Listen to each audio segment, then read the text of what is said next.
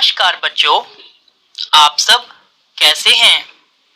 आशा करता हूँ आप लोग स्वस्थ होंगे।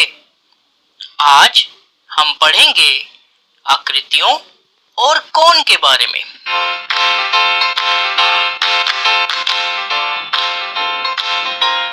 रोहिणी और मोहिनी दो जुड़वा बहनें हैं। उन्हें एक ही काम करने में बहुत मजा आता है। एक दिन जब वे माचिस की तीलियों से आकृतियां बना रही थी, तभी उनकी एक मित्र शैला ने उन्हें एक चुनौती दी कि रोहिणी एक आकृति बनाएगी और मोहिनी को वही आकृति बिना देखे हुए बनानी है, मगर वह सवाल पूछ सकती है, यानी वह आकृति के बारे में प्रश्न पूछ सकती है। तो मोहिनी बोलती है, ओह, यह तो बहुत आसान है। आइए देखें, क्या सच में मोहिनी के लिए आकृति बनाना आसान था? अब रोहिणी और मोहिनी दोनों के मुंह विपरीत दिशा में हैं। वे एक दूसरे की तरफ पीठ करके बैठी हैं। रोहिणी ने यह आकृति बनाई। अब मोहिनी पूछ पूछ कर वही आकृति बना रही है। वह रोहिणी से कई प्रश्न पूछ रही है। मोहिनी ने पूछा, आकृति बंद है या खुली? रोहिणी ने बताया, यह आकृति बंद है। मोहिनी ने फिर से पूछा, इसकी कितनी भुजाएं हैं?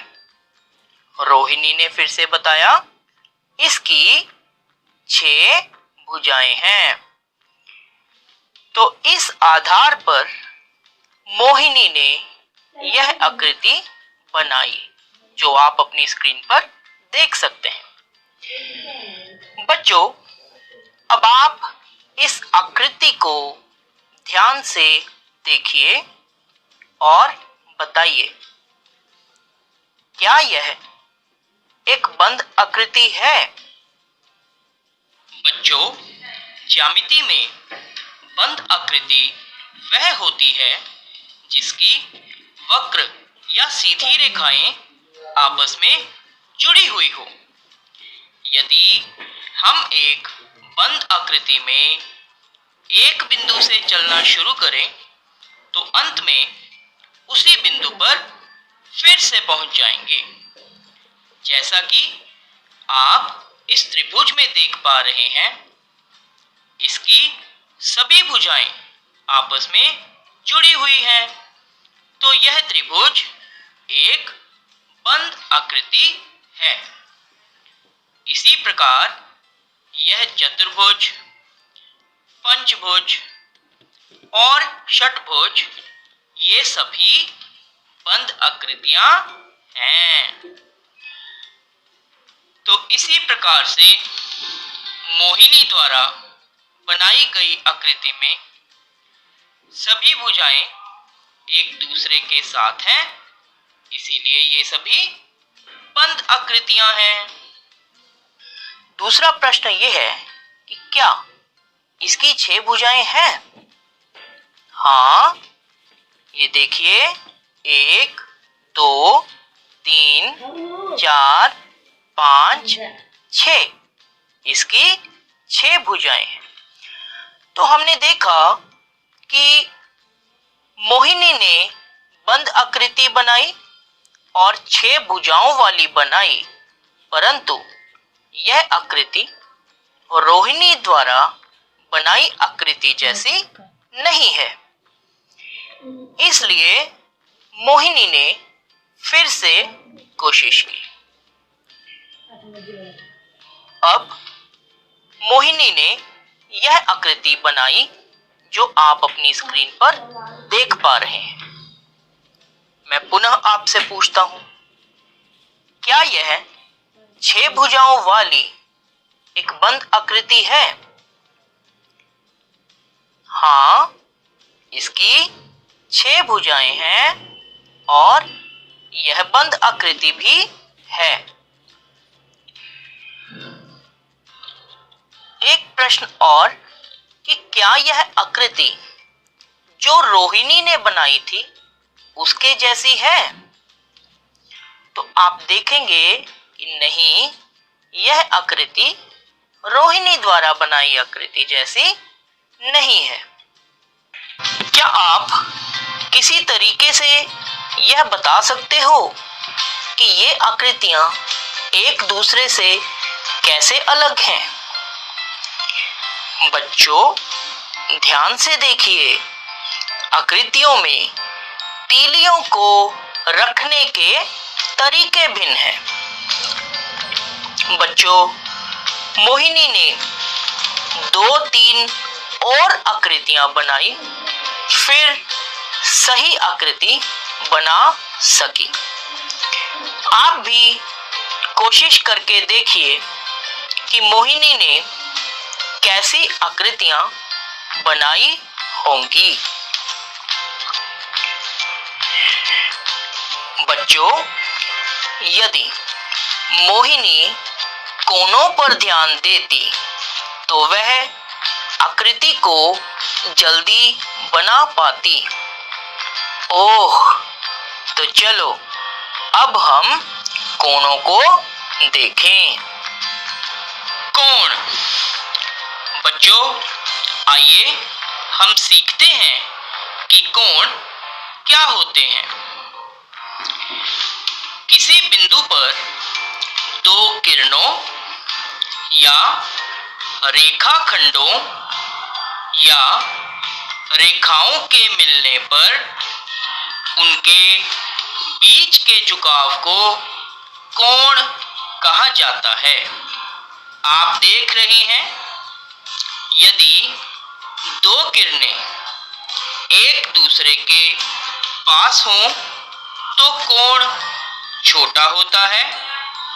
जैसे जैसे ये किरणें एक दूसरे से दूर होती हैं तो उनके बीच का कोण भी बड़ा हो जाता है। बच्चों, 2 किरणों के बीच के कोण का माप पता करने के लिए हम चांदे या प्रोट्रैक्टर का प्रयोग करते हैं। इसे डी भी कहते हैं। आइए देखते हैं। यदि हमारे पास 2 किरणें हों तो चांदे की बेस लाइन को किसी एक किरण पर इस प्रकार रखें कि चांदे के बीच का बिंदु किरण के प्रारंभिक बिंदु से मिला हुआ हो। अब जिस तरफ किरण की यह लाइन हो, यह रेखा हो या यह रेखाखंड हो, उस ओर चांदे पर 0 मानकर दूसरी किरण को देखें। वह चांदे पर अंकित कोणों का माप पता करें। तो आइए देख पा रहे हैं कि यह किरण चांदे पर 80 डिग्री बना रही है, तो इसका अर्थ है कि यह कोण 80 डिग्री का होगा। तो अब आप अपने सामने कुछ आकृतियों को देख पा रहे हैं। इन आकृतियों में दिखाए गए कोणों को देखिए। क्या आप इनमें अंतर देख पा रहे हैं? जी हाँ, इनमें अंतर है तीलियों के बीच के कोणों का। अब रोहिणी और मोहिनी की आकृतियां पुस्तक में देखिए, ध्यान से देखने पर पता चलता है कि कोण के छोटा बड़ा होने से आकृति में परिवर्तन आ जाता है। मैं दोबारा रिपीट करता हूँ, कोण के छोटा बड़ा होने से आकृति में परिवर्तन आ जाता है। आप भी कुछ तीलियों के साथ ऐसा करके देखिए। यह भी ध्यान दें कि बराबर तीलियों के साथ कोण बदलकर आकृतियां बदल जाती हैं। क्यों? है ना मजेदार? अब क्या पीले रंग से दिखाए गए कोण बराबर हैं? ये देखिए, ये हैं दो पीले रंग के कोण, तो क्या ये बराबर हैं? जी हाँ, ये पीले रंग से दिखाए दोनों कोण बराबर हैं। इसी प्रकार से क्या हरे रंग से दिखाए गए कोण बराबर हैं? जी हाँ, हरे रंग से दिखाए गए कोण भी बराबर हैं। और क्या नीले रंग से दिखाए गए कोण बराबर हैं? जी हाँ, नीले रंग से दिखाए गए कोण भी बराबर हैं। आप जानते हो ऐसा क्यों है? ऐसा इसलिए है क्योंकि समान भुजाओं वाले पंचभुज तथा अष्टभुज के कोण बराबर होते हैं।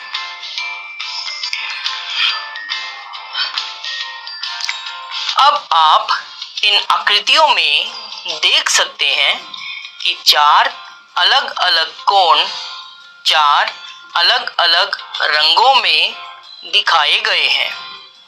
क्या तुम लाल रंग में दिखाए गए कोण के बराबर दूसरे कोण ढूंढ सकते हो?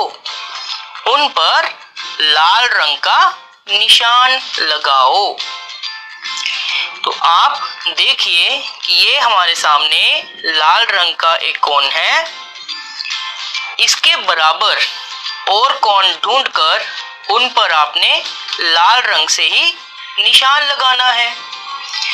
दूसरे रंगों के लिए भी ऐसा ही करो। जैसे यहाँ पर पीले रंग का कोण है, तो आप इसके बराबर और कोण ढूंढकर उस पर निशान लगाएंगे पीले रंग से। हरे रंग का कोण देखिए, इसके बराबर कोई और कोण ढूंढकर उस पर भी निशान लगाएंगे हरे ही रंग से। तो ये एक बड़ा मनोरंजक काम है, कोणों के बराबर कोणों को ढूंढना। पंचभुज के सभी कोण लाल रंग के कोण के बराबर हैं। ऐसा इसलिए है क्योंकि पंचभुज की सभी भुजाएं बराबर हैं, इसलिए इसके सभी कोण भी बराबर होंगे। इनमें से हर एक आकृति के कोणों को बदल कर देखो कि तुम कितनी और नई आकृतियां बना सकते हो। कोशिश करो। एक आकृति आपके सामने है। इसमें बच्चों माचिस की कितनी तीलियां हैं? 1, 2, 3, 4। तो पहली आकृति में आपके पास माचिस की 4 तीलियां हैं। क्या आप इसके कोनों को बदलकर नई आकृतियां बना सकते हो? तो बच्चों, ये तो एक बड़ी मजेदार गेम है। आप चाहें तो इसे अपने घर में भी माचिस की तीलियों से खेल सकते हैं। इस प्रकार से माचिस की 4 तीलियों को आप पहले रखिए, फिर उन चारों के आपस में जो कोण हैं उन्हें बदल बदल कर अलग अलग आकृतियां बनाकर देखिए। अगली आकृति में हमारे पास माचिस की 8 तीलियां हैं।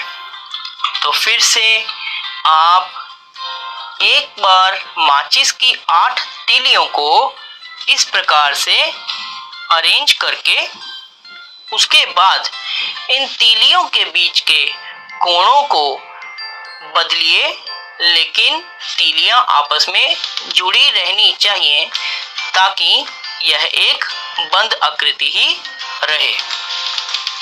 तो आप इन 8 तीलियों के कोणों को बदलकर नई आकृतियां बनाने का प्रयास कीजिए। इसी प्रकार से हमारे पास अगली आकृति में माचिस की 5 तीलियां हैं। इनके मध्य के भी कोण बदलकर आप नई आकृतियां बनाने का प्रयास कीजिए। और अगली आकृतियों में हमारे पास 7 तीलियां और उससे अगली आकृति में 10 तीलियां हैं। इन्हें भी इनके मध्य के कोणों को बदलकर आप अलग प्रकार की आकृतियों को बनाने का प्रयास कीजिए। तो है ना ये मजेदार। माचिस की तीलियां घर में मिल जाती हैं, उन्हें हम किसी भी प्रकार से अलग अलग तरह से उनके मध्य के कोणों को बदलकर नई आकृतियां बना सकते हैं और अपने मित्रों के साथ भी मनोरंजक खेल खेल सकते हैं। आइए हम एक और बड़ा मजेदार खेल खेलें। जैसा कि आप अपनी स्क्रीन पर देख सकते हैं, 8 माचिस की तीलियों से दी गई मछली बनाओ। तो बच्चों, ये आपने देखा कि 8 माचिस की तीलियों के प्रयोग से हमने एक बड़ी सुंदर मछली यहाँ पर बनाई है। अब माचिस की किन्हीं 3 तीलियों को हटाकर इस तरह रखो कि मछली उल्टी दिशा में तैरती नजर आए। तो बच्चों, खेल बड़ा सिंपल है। माचिस की तीलियां 8 हैं, हमने उनसे एक मछली बनाई। अब इनमें से कोई भी 3 तीलियों को आपने हटाकर दोबारा इस प्रकार से रखना है कि मछली की दिशा उल्टी हो जाए। याद रखना, कितनी तीलियों को हटाना है? 3। देखते हैं आप इसे कर पाते हैं या नहीं। चलिए, मैं इसमें आपकी थोड़ी सहायता कर देता हूँ। ये देखिए, आप स्क्रीन पर देख पा रहे हैं। यहाँ पर आप देखेंगे कुछ तीलियां हल्के फीके रंग में आपको दिखाई दे रही हैं। इसका अर्थ ये है कि ये पहले इन जगहों पर थी, पर बाद में जैसे आप एरो देख पा रहे हैं, वैसे इन तीलियों को अपने स्थान से हटाकर नए स्थान पर लगा दिया गया। और ये 3 निशान हैं, 1, 2, 3। इन तीनों निशानों से इन माचिस की तीलियों को हटाकर उनके नए स्थानों पर रखा गया, जिससे यह जो मछली है यह उल्टी दिशा में तैरती नजर आने लगी। है ना बड़े मजेदार गेम। चलो बच्चों, बहुत हो गया आकृतियों का खेल। तो बच्चों, आज हमने ये सीखा कि कैसे भिन्न भिन्न आकृतियों में यदि कोणों को बदल दिया जाए तो उन आकृतियों में भी परिवर्तन आ जाता है। आशा करता हूँ कोणों के बारे में आज इतने मनोरंजक खेल खेलकर और नई नई बातें पता लगाकर कोणों के बारे में आपका ज्ञान निश्चय ही बढ़ा होगा। धन्यवाद।